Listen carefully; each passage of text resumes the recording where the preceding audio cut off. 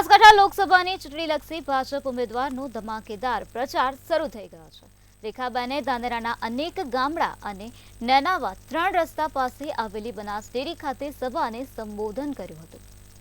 રેખાબેને અબ કી બાર 400 કે પારના સ્લોગનથી બનાસકાંઠા ગુંજી ઉઠ્યું હતું। ધાનેરાના અનેક પ્રશ્નોના ઉકેલ લાવવાની ખાતરી આપતા સભામાં તાલીઓ ગુંજી ઉઠી હતી। તો કેન્દ્ર સરકારની અનેક યોજના થકી ગરીબોને અનેક લાભ થયા।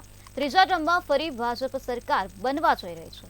તો ધાનેરા તાલુકો વિશેષ લીડ આપીને કેન્દ્ર સરકારની યોજના અને પીએમના સફળ વહીવટનું ઋણ ઉતારે એવી સંભાવના પ્રબળ બની છે।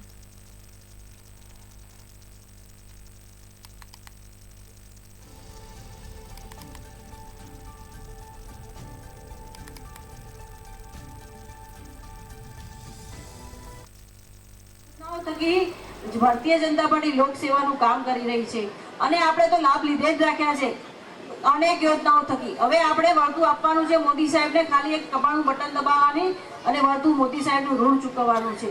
અને મારે બધા સમાજને 36 કોમના સમાજને સાથે લઈને ચાલવાનું છે।